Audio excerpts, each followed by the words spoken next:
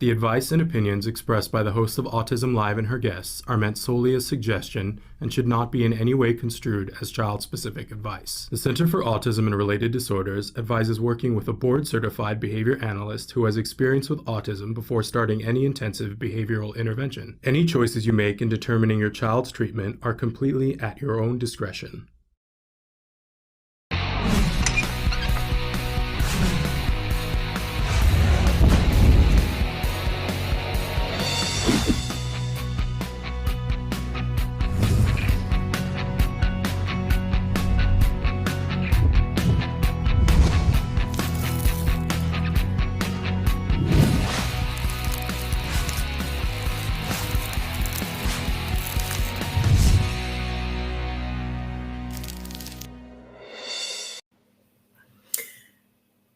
Good morning and welcome to Autism Live. I'm a little verklempt because we've been promising you for the last couple of weeks that we had a big announcement that was coming. And by the way, happy International Podcast Day for those of you who are tuning in because it's International Podcast Day. We got a big show for you and we're going to start out with a big announcement. That was the last time you're going to see that opener because Autism Live is going to be changing pretty substantially. And we want to give a big shout out and some big love to CARD, who the CARD organization has been, amazing. I get verklempt, yeah. And has given us a home and has nurtured us and given us the ability to grow as we needed to. And recently, I watched my son walk across the stage and graduate from high school, and I felt a pull. I felt a pull that I had been feeling for a while, but it sort of solidified when I watched him walk across the stage that it was time for me to graduate. And that there are stories that I want to tell about autism that don't fit in the current format that we're doing. And I went to the fabulous Tony Kilgore, who is now the CEO of CARD, and I said to him, I gotta go. I got stories to tell. I got things to do. And it has been such an honor, the honor of my lifetime, to have my child first treated at CARD and then to get our lives back, and then to have the opportunity to come and work at CARD and to be able to be with the families at CARD. And I hope to have made a difference, but that it was time for me to go. Like all things, there is a season, and it was time for me to go. And bless Tony's heart. He was like, are you sure? Are you sure you got to go? And I said, yes, I got to go because I got stories I got to tell. And I told him, this is the mission that I need to be on. There's stories that I need to tell. And Tony came back a couple of days later and said, would it help you to take Autism Live with you? So I have to tell you that Autism Live in the way that we know it is going to change exponentially, and that we owe so much to CARD, to their ongoing work, the work that they are doing, and for their recognition of the fact that we have a bigger story to tell that needs to be more multimedia and a different way, and that their mission is about providing top quality ABA therapy. And so they are giving us our wings. And isn't that a lovely thing? When people are about doing the right thing and they do it over and over and over again, good things happen. And that's what Dr. Graham Pichet has always said. You do the right thing often enough and good things happen. And over the years, I have watched CARD continually make the good choice. And this is just another one of them. So they're giving us our wings. This will be the last show that we do presented by CARD. And we're incredibly grateful to them. We will be back on the air, I hope next Wednesday. Like keep your fingers crossed as everything transfers over. We will be back on the air next Wednesday as Autism Live still, but not presented by CARD.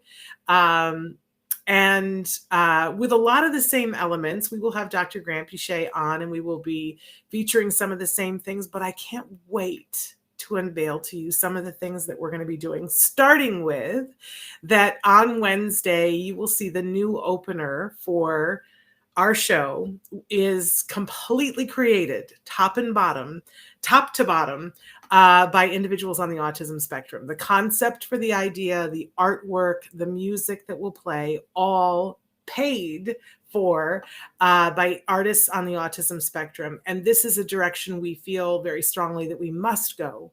We have to, and we want to, but it's the right thing to do. So you're going to see much more of that. I will tell you that there will be a lot of announcements of things coming forward, but I've had the opportunity to dream and dream big. We're going to run that up the flagpole and see. I think you guys are going to be excited, but you'll tell me if you're not, and then we'll move on from there. But there's going to be new programming that's going to be coming, that's going to be for and from stories of a neurodivergent world, for and from a neurodivergent world. So won't that be exciting? I'm so proud. It's time. It's time. We're going to graduate all together. Isn't that amazing? Doesn't mean that we're going to leave behind some of the really good things like jargon of the day. We're going to continue all those things, but I hope you'll make this leap with us. There will be a pause. There will be no live show tomorrow. There will be no live show on Monday or Tuesday, but we will be back with Ask Dr. Doreen on Wednesday. So stick with us. Stay tuned. Now for today, there's this tradition, because if you watch the show, that I used to be a college professor. And there is a tradition in the world of universities where when a professor is leaving for any reason to go on to another university or to go on to something else or to take a new position, that they have an opportunity to give a last lecture. So ladies and gentlemen, thank you for indulging me. I'm about to give my last lecture in honor of World Podcast Day. We're giving you my top 10 tips for parents. So I'll try not to weep too much, but these are all things that are pretty important to me. And I think that they're the recipes for success. So write in, tell us, you agree, you disagree. I could have put 308, but I hope we have time for 10. Let's see. So drum roll, please. Let's start out with tip number 1. Use, and you've heard me say this before, use all of the hours of ABA you can get funded. Absolutely all of them. So if and we know that this is not a one size fits all. Everyone doesn't get funding for the same number of hours, but my goodness, if somebody gives you the funding for 8 hours of ABA, use 8. Push for 9, but use 8. If they give you 15, you better use them all. And if you are lucky enough to be like I was, and I fought to get 40 hours of ABA for my child, and then I had to fight to keep them, right? And I'm not talking fisticuffs fight, but yakety yak, send the email, do everything that you have to do. But if you've got funding for it, let me just tell you how many people fought so hard for you to have the funding to be able to do this. Now, for those of you who are not ABA fans, stay tuned, because I have something for you as well. But if you've got funding for ABA, it's use it or lose it, baby. If you don't use it right now, I'm telling you, later on, you're going to go, oh my gosh, why didn't we use that when we had it? Please. I've said this a million times, and I'm going to say it one more time. I have never heard a parent say, oh my gosh, you know what? I wish we hadn't done ABA, or wish we hadn't done as much of it. Not ever, not ever.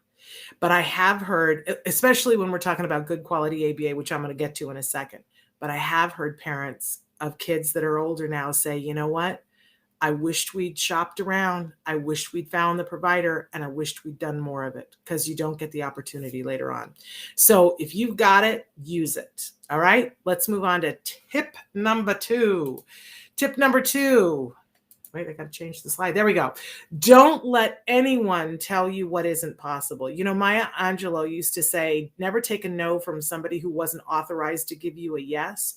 And let me just tell you, where your kiddo on the autism spectrum is concerned, or where you're concerned, nobody knows better than that individual, right? So if somebody tells you it's not possible, I want you to laugh in the wind, because they don't know. You don't have to carry that baggage with you. Laugh in the wind and move forward. If I had a nickel for everybody told me all the things that my son wasn't going to be able to do, malarkey. El Toro poo poo. You know what I'm saying? Like, don't let anybody tell you. You know for yourself, and you don't know until you try. So don't. If somebody tells you to give up hope, don't let anybody tell you what is impossible. They don't know, because you can never count out the human spirit. Not ever. All right. Tip number 3. We need a drum roll, Traven. This is the big one. For those of you who are on the first slide, I lost you where you're like, I don't want to do ABA, I don't like it. It's not good. It doesn't take into account the individual. I want to tell you that I hear you. I have heard you. I'm always going to hear you, and you have your right to have whatever opinion you have. But what if what you're talking about is different than what I'm talking about?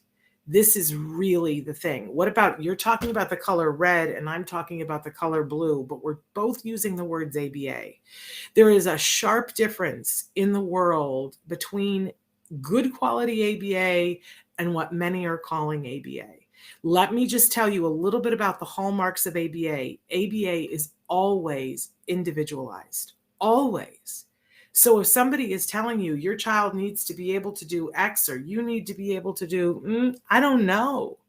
It's individualized. It's not a one size fits all thing. It can't be. ABA is a set of tools, and it comes down to how does somebody use those tools to teach.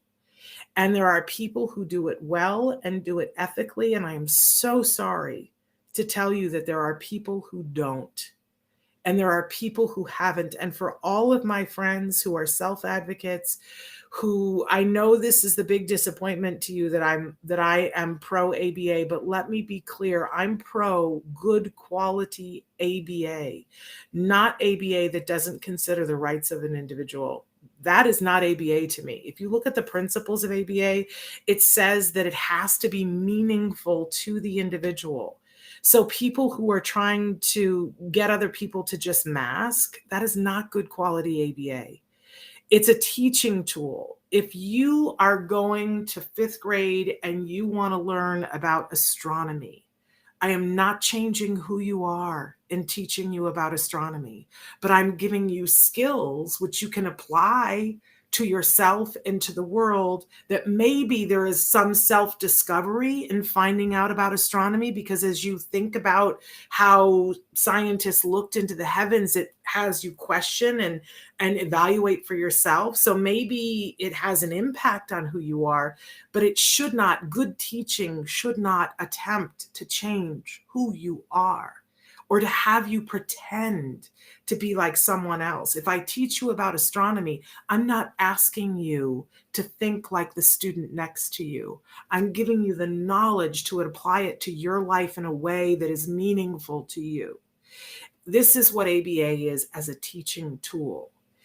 I know that in the past, there were people who did experimentation and tried to see, they didn't really understand self-stimulatory behavior, automatic reinforcing behavior. I think the research has come so far on that. And I think our empathy as individuals has come so far, but I'm with you on this. We need to keep teaching people in this field, the field of ABA, that every behavior has a reason. Every behavior has a reason. And if somebody is rocking, there is a reason.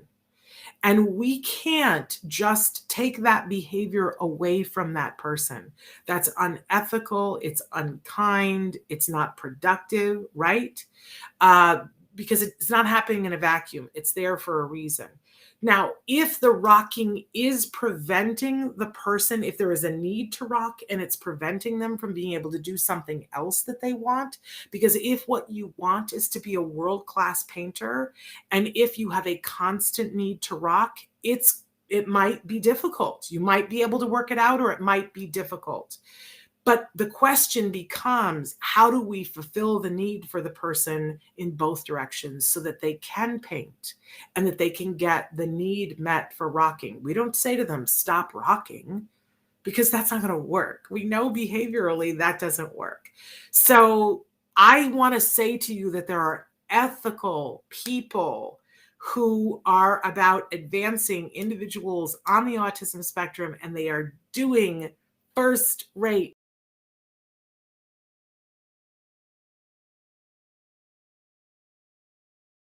on that you join me and that we together make a difference. All right. So I hope that makes sense. Ask for the good ABA. Don't take the bad ABA. Okay. Our internet connection went a little wonky. Are we still good, Traven? Do I need to go back over any of that? Internet, be with me. I'm doing a last lecture.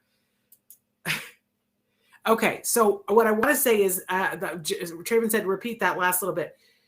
Be with me on this. We're fighting really hard for the rights of individuals on the autism spectrum, but let's not throw out the baby with the bathwater. There are good teachers out there who care, and they're using ABA techniques to give people the ability to do the things that they want to do. Let's join together. But let's also make sure that people aren't doing schlocky ABA that doesn't take into account the individual. Let's stamp that out together. All right, let's work together. Moving on, tip 4. Here we go. Prioritize health and healthcare. Let me hit you with some realities here. That if you are the parent of an individual who's on the autism spectrum, you have a need to be there for your child, right? And you have a need to advocate for your child, whether your child is 2 or you have an adult child who's 48.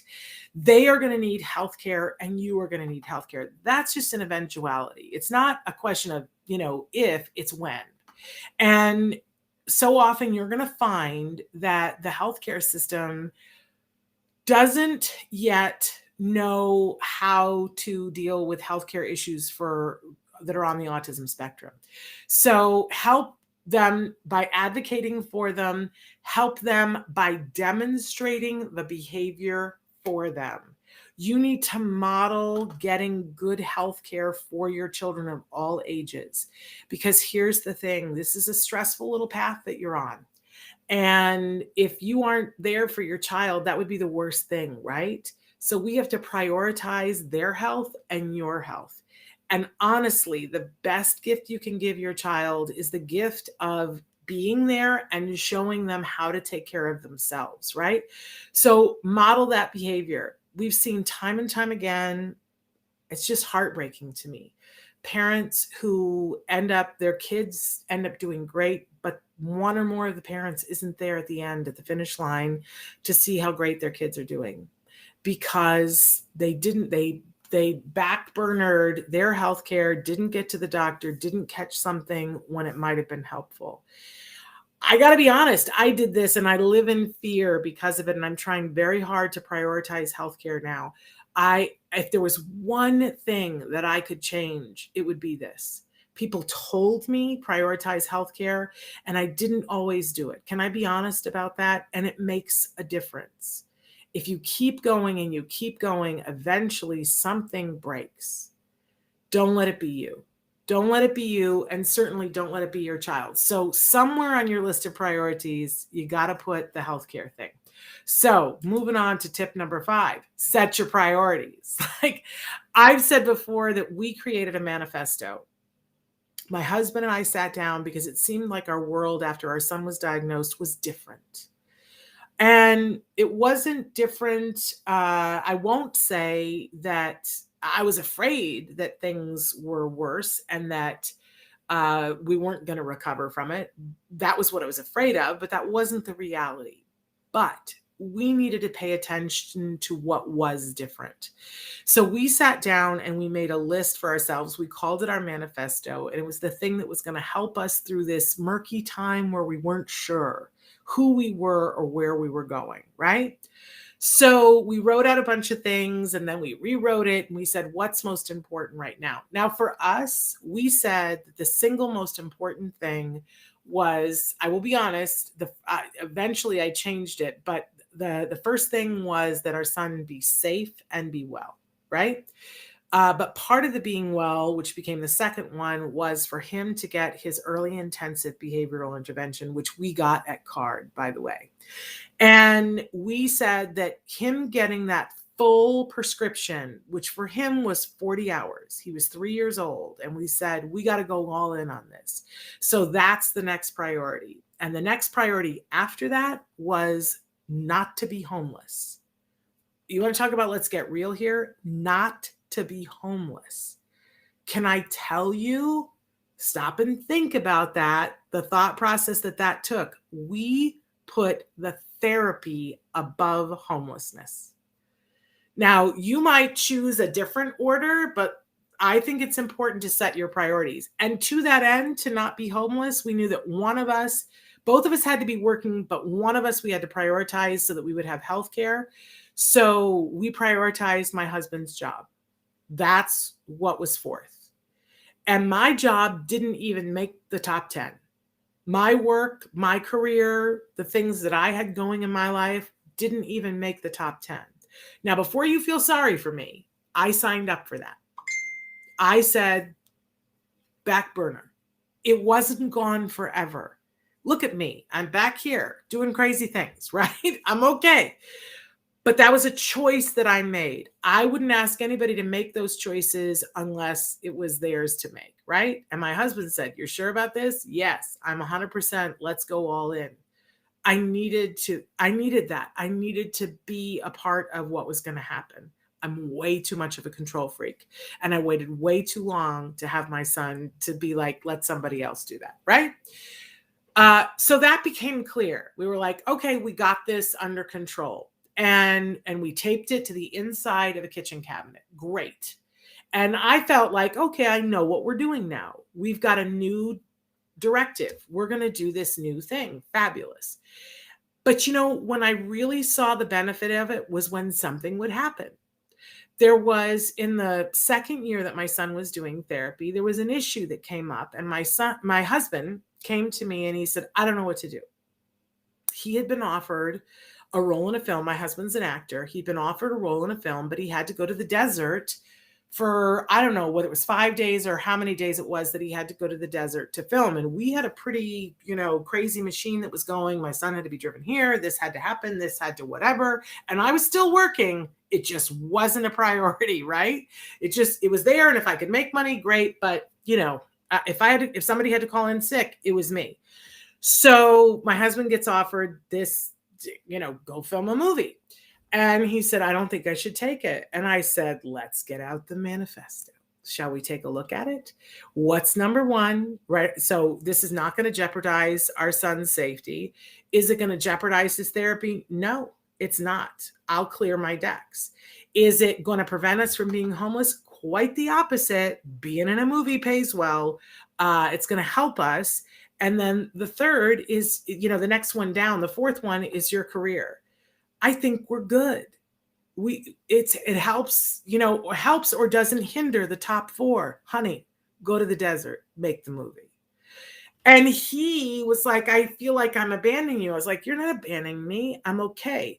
Now, if he was going to go for a year, maybe we would have had a different conversation, because maybe it would have affected our son's ability to get therapy. I will tell you that in that same year, a college called and asked if I would come and teach, and it was not where we lived, halfway across the country. And I said, I kind of would like to teach there. That'd be great. That'd be fun. Let's get out the manifesto. And we looked at the manifesto and I said, is there good quality ABA there? No, there wasn't. And for me, that was it. My husband felt terrible. And I said, you know what? If I'm meant to teach, there'll be more teaching, but I already chose this. Now, later on, when our son was doing better, there was a time when we pulled out the manifesto and we said, you know what? I don't think this manifesto fits anymore. I think it's time to reorder a couple of things. And eventually my job and my career came back on the list, right? And we changed things up. Can I tell you that when my son was significantly older and a teenager, we were hitting all this time where we needed to go and do something, and he wanted to sit and play video games, And so I said to him, let's make a list. Let's make a list of all the things that are important to us, shall we? And we sat down as a family. We wrote everything down and he participated in it. And I said, on this list, what's most important? And I let him choose. And we kept choosing and choosing and choosing. And I said, oh, okay. So here's our list of what's most important. Where's video games? Video games was like 42. He chose it as number 42. And I said, so when we got to go someplace or you got school, where is the video game on the list? And I said, and he didn't like that. Boy, he was like, I've been tricked. And I said, we can move it up. Where would you like to put it?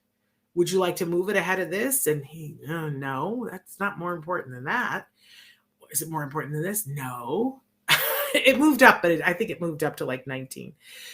And then when I would ask him to put the video game down and give him time and, whatever, it was much easier because he understood this is a choice. I've already talked about this. And while it's fun, it's not a priority in my lifetime. So set your priorities, put them someplace. And then when tough stuff happens, you can look at it and have peace of mind. Or you look at it and go, you know what? This doesn't jive with who we are anymore. Let's change it. Let's reorder it and have it be, let's live with purpose, right? So set your priorities. All right. It makes a difference. All right. We're moving along here. Number 6, it's my favorite one. Celebrate. There's a lot of things that come with having a child diagnosed with autism that in the beginning can be hard and difficult. And there are some things that you got to grieve along the way, right? But there's a yin and yang to everything. And I can tell you that if you're in a place where you're like, that's where I am, autism is a hard thing, right? I want to tell you that a new day is coming. There will be a time when you will start to recognize some of the good things that have come out of this. And if you're not in that space right now, one of my favorite quotes is, it'll all be okay in the end. And if it's not okay now, then it's definitely not the end.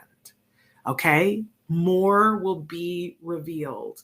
But in the meantime, can I tell you the first thing I learned about how the autism ended up being something that I greatly benefited from? I know, and if that language is hard for you, take a breath and stay with me. But I realized that all the other little kids that I had known in my life who just started talking and babbling and then talking in sentences and paragraphs, that they just did it.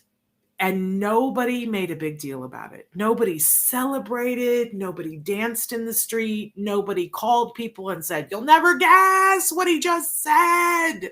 It's so exciting. They didn't celebrate this amazing miracle that happens in front of people every day. Every day, kids learn how to talk. But people don't alert the press because it happens. And when it doesn't happen, you notice. And it's a thing, right? But all I can tell you is that then when your child, whatever the hurdle is, whether it's speaking vocally or anything else, having their first friend, my goodness, we celebrated on the day that my son repeated a swear word that I had said. Because I wasn't trying to teach it and he picked it up and I was like, he's soaking it in. He's learning language organically now, right? And I celebrated on that day.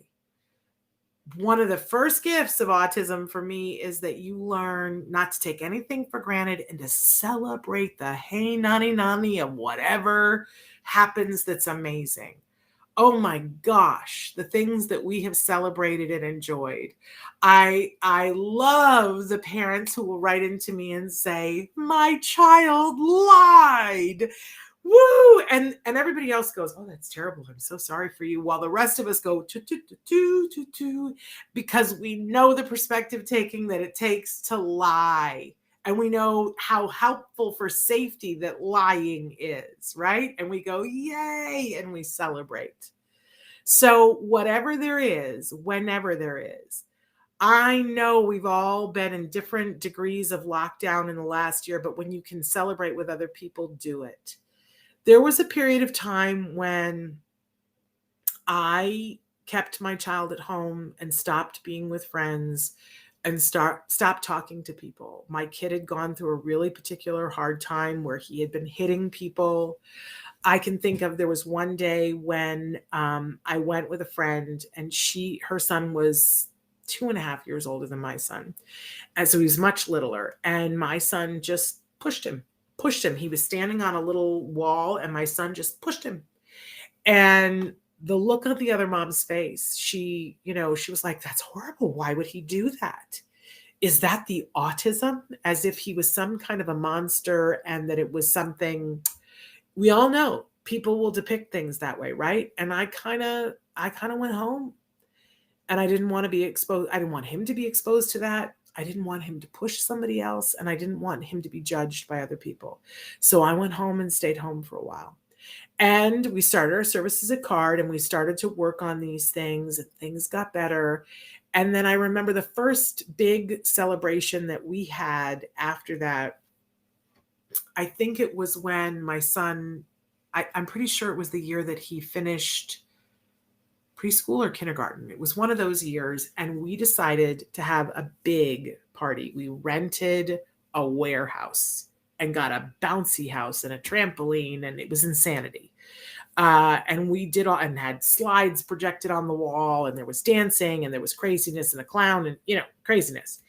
I don't remember why I got talked into this, because I kind of was dragging my feet doing it. But then we were there with all these people who had not seen us for probably a year. And my son was there, and he was celebrating, and I celebrated. And I remember standing at that party going, this is important. This part of it is important. We need to celebrate every single opportunity that we get. And we do. Whenever we can, however we can. And I see how that influences my son. And it also refreshed me to be able to go back and do more. It has to be reinforcing. That's what ABA says. And if you're not celebrating, you got to celebrate. Celebrate in the way that's meaningful to you, and the way that you can, that's safe. I know we're still hanging on to a pandemic here, but celebrate in the way you can, whenever you can. I also tell the story that at the end of every day, when the last therapist would leave, and my husband would come home from work, and I'd have been working from home, and it was just so hard to change gears from, all right, I'm working, and now I'm cooking dinner, and the child is, not preoccupied right now, and what are we doing? And it was just, it felt wrong. And we discovered that if we played one song, we put one song on and said, that's it, the three of us, we would just dance in the living room. And it was our way of celebrating every day. And it sort of washed everything clean, and it was a fresh start. So we would 2 minutes and 30 seconds, you guys, we would dance it out in the living room. And here's the thing. I know that there was lots of tough days, and there were hard things back then. But when I think back to that time, that's what I remember. I remember dancing in the living room. What a great memory. And I'm glad that that's what my son remembers too. He remembers dancing in the living room. So celebrate. And don't wait for somebody to invite you to celebrate. I already did. Celebrate. Okay, moving on to tip 7. This one's important. Go with your gut. There's going to be a whole lot of people who are going to line up to tell you that you are full on cuckoo for Cocoa Puffs. They're going to tell you, oh, it's all in your head. They already have told you it's all in your head, whatever it is. And I'm going to tell you that it's really important to understand your gut and to go with your gut. Now, sometimes your gut will just be fear-based. Now you got to start to be able to know the difference between when you're reacting in fear and when your gut is trying to tell you something. Because I think it's very rare that an autism parent's gut isn't really close to being on the money, right? But I don't know about you. I was told, no, it's all in your head, right? It's hard. It's hard to go with your gut, but it's even harder to not listen to yourself and find out later on that you were right all along. So go with your gut. You're working with somebody and you don't think it's working, go with your gut. Your kid's in a classroom with a teacher and you're like, go with your gut. If your gut says this isn't working, that doesn't mean you got to throw the whole thing away, but it means you got to address it. So don't be afraid to face those feelings, call them out into the light, take a look at them, ask questions. And if your gut is still going 5 alarm fire, then listen to it. Listen to it. If you talk to any psychologist, they'll tell you that there's a whole level of understanding that our bodies and our brains have that isn't verbal. That sometimes, you know how the hairs on the back of your neck stand up because there's danger that's coming by close. That's not some massive magic trick. Your body, your brain are picking up on things that they can't quite language in your head. But it's important to go with your gut. Because all of those things are messages to you. You just may not be able to put your finger on what the message is. I will ask you to be mindful, though, of having yourself stop because of fear. If you feel like that might be the case, pull it out into the open and look at it. Because sometimes fear, I have a friend who says fear is false evidence appearing real. So pull it out into the open, say, what am I actually afraid of here? And whatever it is, name it. Name it. Take a good look at it in the light of the day. Find somebody that you trust to talk about it with and say, here's what I'm afraid of. And then you can ask yourself a bunch of questions like, is that a realistic fear? Has that ever happened before? Is there any reason to believe it would happen? What safeguards can I put in place to make sure that that doesn't happen? What if it were this? Work it out, because you don't want fear to be stopping you. You got a long way to go. There's no place for the fear. Okay, tip number 8. Dun, dun, dun, dun. Never be the weakest person on your child's team. I used to have a sign that hung in our bathroom that said, Jem's team is only as strong as the weakest person, and that will not be me. And that, I looked at that every single day in the mirror.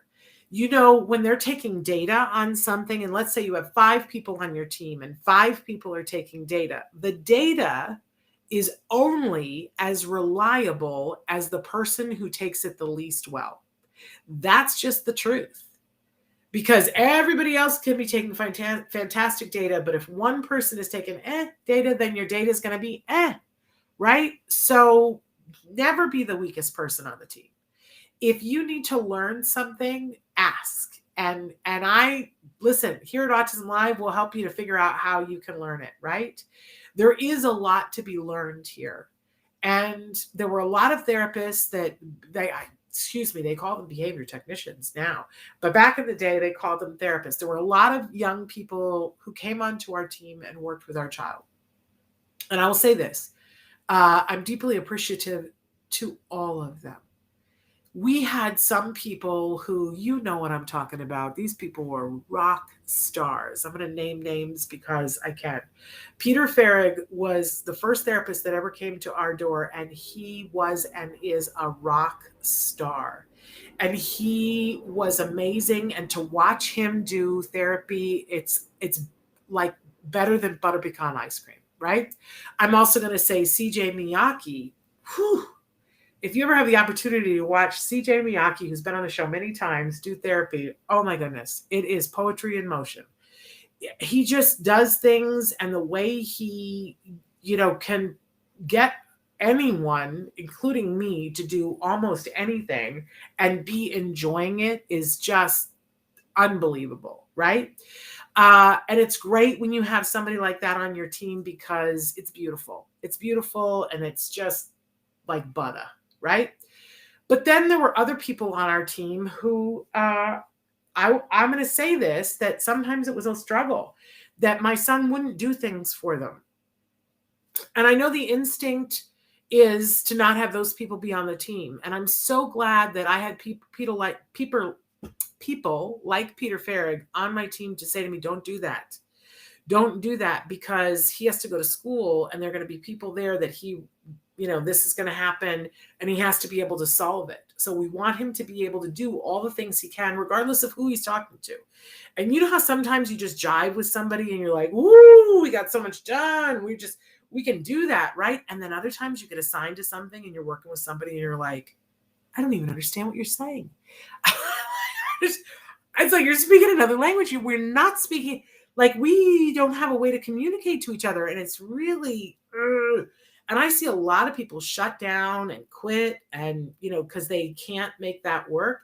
Not my son. My son can work with anybody, and he does, which is absolutely amazing. But he got that skill because he worked with different people, and he didn't always work with somebody that he just automatically got him, right? So, there are going to be people on your team that are woo, and there are going to be people who speak a different language, maybe literally and maybe figuratively. But my whole thing was I want to be somebody on the team that moves and shakes. If there are people on this team that know how to do X, Y, and Z, well, then I want to know how to do X, Y, and Z. I want to be a member of this team, and I want to be able to proudly carry the card that says I am a member of this team, right? So do that for yourself. I will tell you that the dividends are off the chart fabulous. That when my kid was little, one of the biggest things I used to mourn was, are we ever going to be able to go places and do things and I'm going to know he's okay? Or am I going to have to watch him constantly every single minute of every day in order to make sure he's safe? And oh my gosh, I travel all over the place with my son now, and he's the best travel companion. And I never have those kinds of fears. But I have a good time with him because I learned the things that these people know. So do it. Don't be the weakest I can't talk. Don't be the weakest person on the team. All right. Tip number 9. Oh my gosh. I don't think there's anything more important on this list. Build your child's self-esteem. This starts with however you are going to identify, a label to your child or decide not to identify a label to your child. If you are using the word autism, every single time it comes out of your mouth, it should be a positive thing. It absolutely should be a positive thing, because anything that you are using as a descriptor of your child, about your child, or to your child should be a positive thing. I know that this kind of just like feels like, well, duh, except that sometimes we forget this, right? That your child is a whole person, and how they identify themselves is a whole thing. I think this is a lesson that we've learned from the self-advocates, that back in the years when we used to say that, well, we're battling autism, and the self-advocates would say to us, that means you're battling me. And we would all go, no, it doesn't mean that. And then we started to listen and go, oh, if that's what that says to you, then I'm not going to language it that way anymore. I'm going to look at this in a different way. So be careful how you're talking about autism, because autism is a part of your child. So be positive about it. And that's an amazing thing, right? But then there are other things that you can do too to build your child's self-esteem. You got to tell them that they're amazing. And every person should tell their child that, right? Every child is a gift. Every child. And certainly that is true of our kids. So language it for them, but we know that there's more than one language of love, right? For some kids, it's going to be saying it to them. And I think we need to be saying it to all of them. But we're also going to show them, and we're going to pay attention to what ways we show our child that we see that they feel it. You'll know when you find your child's love language because their demeanor changes. When somebody feels loved and accepted, how they breathe, how they hold themselves changes. Now, for some kiddos, it's going to be a cuddle, makes them feel that. And I would say cuddle them. But while you're cuddling them, tell them how much you love them and how awesome they are and how perfect they are. We get into this thing where if our child is behind on learning, we want to focus on that, right? or if they're behaving in a way that isn't productive or is challenging, or we focus on that, right? But let's keep all that separate. The child's behavior is over here. The child is here. Let's make sure that we tell that child, you are perfect and I love you. And there's, nothing in the world that I love more than you. So children, it's, they like gifts and things, and that doesn't have to be money spent, but they like when you give them something. So even you make their favorite pancakes, that's when they feel loved, right? So you do that. You say to them as you're giving them the pancakes, I love you so much. I made your favorite pancakes. Aren't you the most amazing kiddo on the face of the planet? You deserve these pancakes, right? Whatever their love language is, language it on top of it, and shower them in the love of the fact that they are perfect. That, when we're teaching somebody something, again, we're not changing who they are. So let's focus on telling them you are perfect the way you are. Are we going to teach you more things, give you more skills like everyone else on the planet? Yes, of course we are. Because why? Because we love you. But that's not changing you. We're not changing anybody. Yeah. Okay, we're running out of time here. So let's go on to tip number 10. Okay. Get smart with, I've cried so much, my nose is full. Get smart with a dollar sign. Let's face it, that having a child who has special needs is expensive, and it's more expensive than having a child who doesn't have special needs, right? There's things that you're going to have to do. There's going to be work that you're going to miss. There's going to be times when you're going to have to make choices, prioritize, again, how you're going to spend your money. So, but here's the thing. There is more help and support for autism now and funding for autism treatment than there's ever been before. I can't guarantee how long that's going to last. None of us should get squishy comfortable with that and assume that it's going to be great, because the truth is it's already starting to diminish because insurance companies are making people go through bigger and bigger litmus tests to be reauthorized for treatment. So that's part of why I said in the beginning, use everything that you can, because there's no guarantee how long you're going to have it. But it's bigger than that. You got to use your resources in the way that make the most sense. So I loved that somebody sat down early on with us and said, make a list, put all of your assets over here, and then put any challenges that you can immediately think of on this side. And then let's look at the asset column and say, is there anything here that can help out with that? You're also going to have to start asking yourself, what requires me and what doesn't require me? It may have been, that you were the PTA president and that you always ran the PTA bake sale. But you might have to have a hard conversation with yourself and say, will the PTA bake sale happen without me if I don't do it? Will somebody else take it on? And maybe they won't do it quite the way I wanted them to do, but the PTA bake sale is not in my top 10. Not this year. It might be in another year. And so you say, I'm letting go of that for now, not forever, but I'm letting go of that for now because I'm going to focus my energies on something else. So you ask yourself, what can you do that nobody else can do?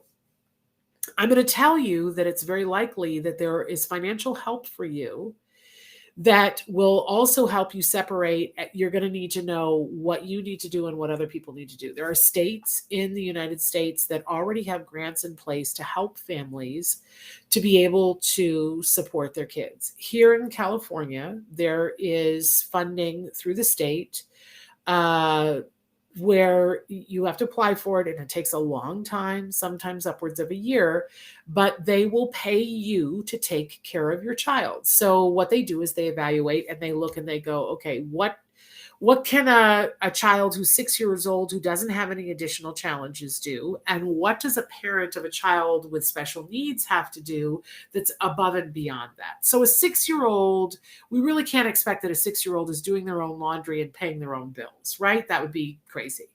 But we would expect for a 6-year-old to be able to do other things by themselves. Like a 6-year-old might be able to take a bath by themselves and be trusted to be alone for 10 minutes in the bathtub. Depends on the 6-year-old. I don't want to, you have to know for your 6-year-old. But for a lot of kids on the autism spectrum, I would say that's a big no. That, I would not know. I would want to be in that bathroom and make sure that they're water safe and that they're okay. My goodness, the number one cause of death for autism is drowning. I wouldn't suggest leaving a 6-year-old on the autism spectrum in the bath alone. So now somebody has to be in there while they're doing it. A 6-year-old without challenges probably can dress themselves, but a 6-year-old on the spectrum might need help and support to do that. And that is time. A 6-year-old who doesn't have challenges goes to school and they're at school and then they come home from school. A 6-year-old on the spectrum goes to school and then has to be picked up and driven to the center to have autism services. That means someone has to pick them up in the car and take them to the center and then come back and get them. That's all time. And so the state of California looks at that and says, we will pay you for anything that's above and beyond. And there's a whole evaluation process that they go through.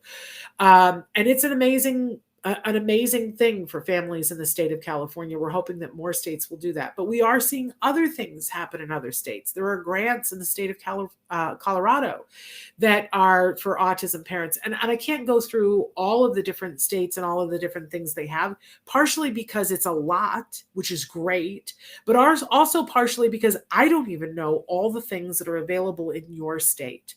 So this is why you got to get smart. I suggest finding an autism group that's local, where you can go and it can be online. These things have all gotten virtual. You can go there and ask questions of other families. There's always one mom who's got the skinny, who knows all of the things, and you want to make friends with her. Sometimes it's a dad. I don't want to be sexist, but whoever it is, you want to make friends with them and say, can I buy you a coffee and pick your brain for a second, right? We want to be respectful of their time, but usually that parent is thrilled to share what they know because it was hard earned. And if they can save you time, it feels good, right? And they'll say to you what was said to me when I said to a family, how am I ever going to repay you for showing me good quality ABA? When I think about where we might have been, how am I ever going to repay you? And what they said was, Shannon, you pay that forward, girl. You get right out there and you make sure you tell other people, and look where I am, right? So this person will say, make sure you tell the next one. And that's how we go. That's how we do this. Si se puede, right? Holding hands. So don't be afraid to ask questions. Everybody gets squishy about the money thing. Don't get squishy about the money thing. It might make the difference of whether you're able to do all the things that you want to do and stay sane and not lose your house or your car or whatever. So get super smart. Eventually, too, you're going to see, right now, you're like, I don't know any of these. There's grants, really? Yes, there's a lot of funding that's out there, but you got to key into it. And it's all different and it's all different criteria. So go where the people know and ask questions. The other thing that I'm going to say to you is that once you start to identify grants, you got to think realistically and smart. So for instance, you will find that there are some grants that are just for iPads. Okay, great. And then there are other grants that are for other things that include iPads, but maybe include a trampoline, that you could get a trampoline for your child in the background because they like to bounce, right? So don't waste the trampoline money because and say, well, I got an iPad with that grant. If it says there's a grant that's only for an iPad, use your money there. And the one that says we can do an iPad or a trampoline, use it for the trampoline. I know that sounds like an embarrassment of riches, but an equality problem, but get smart. Be willing to look at this from the point of view of somebody that says other people have figured this out before, so there must be a way, so I'm going to figure it out. I also love to say that when you're going after Moby Dick, pack the tartar sauce. So don't you love that from Life's Little Instruction Booklets? When you're going after Moby Dick, pack the tartar sauce. So if your goal is to help your child to make the most progress, to have the best life that they can have, then part of that is setting yourself up to be financially okay. What was the third thing on my list? Making sure that we weren't homeless, right? Or was that second? No, it was third. And can I tell you, I didn't do so good on this. I stopped asking because I asked a group of people and they were like, no, there's nothing. There was stuff there. I didn't know about the state paying for me to take care of my child. If I had, I don't know, things would have been different. I don't want you to go through what we went through. So get smart. All right. So those are my top 10 tips. I think, Traven, if I'm accurate here, I've got about 4 minutes left. Tell me if that's about accurate. So let me say this in parting, that I have had the great privilege to meet some of the most amazing people on the planet since my son was diagnosed with autism. And some of them are amazing advocates, people who identify themselves as being on the autism spectrum. Oh my gosh, some of the most amazing people in the world. Some of them have been people who selflessly work all day with people on the autism spectrum. I said, when I came to work at CARD after my son graduated from CARD, I said, it's like being in a place where everybody is at the top of their game and they care so much. Whew, what an exciting whirlwind to be around these amazing young people and to have learned from them. I'm so grateful.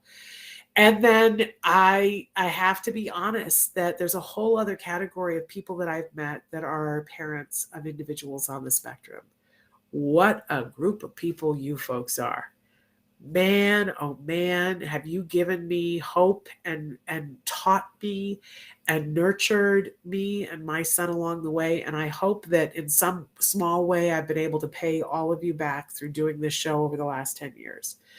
I just going to say this is not the end. This is a graduation. I hope this is the caterpillar turning into a butterfly. And then we're just going to see things from new and different points of view. Yeah. But it's not the end. It's a beginning. So there are a few people that I got to thank before I leave. I want to thank Tony Kilgore for giving us the opportunity to have our butterfly wings, because without him, I don't think this would have happened. I really want to thank Julie Cornack for making such a difference at CARD and for spearheading this whole project of us rolling over into doing our own thing. I want to thank Doreen Grampuchet, Dr. Doreen Grampuchet, without whom none of this would be here. And I'm so grateful that as we step into this new adventure, that she's willing to come with us to continue doing Ask Dr. Doreen. So that is just one of the greatest thrills in my life. But I also want to thank every single CARD therapist, past and present, for the work that you do with our kiddos.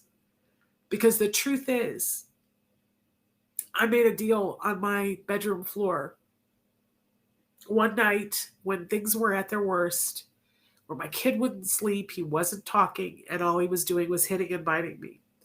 And I said, please, to the God of my understanding, please help me to know what to do. And if you show me what to do, I'll do it. And I'll help. If you help me help my kid, I'll turn around and help others. And the very next day, my work sent me to the home of a family who told me about CARD for the first time. The very next day. I don't believe in coincidences. So I have tried here to pay it forward, but I want to thank all of the people, because if my son had not made the progress that he made, I wouldn't have been able to come here. Right? That was the deal. You help him make progress and I'll do whatever I can. And I'm going to continue doing that until I can't do it anymore. So stay tuned, because this is not over. This is just beginning. And we've got some new stories to tell you and some new places to go. And we will go there together. You know what I always say, we hold hands, we get there together. Si se puede. So to all of my card family, you will always be a part of our heart. You will always be a part of our story. We will always be grateful for you. And now watch us fly. My friends, I will see you next week in a new format. Until then, give your kiddos a hug from me and one for you too. Bye-bye for now.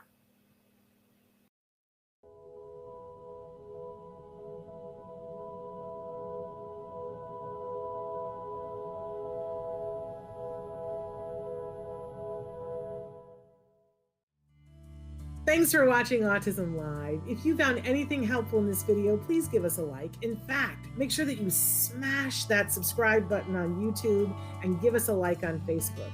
You can also follow us on Twitter and on Instagram for important updates. And please download our free podcast wherever you get your podcasts. Thank you so much. See you next time.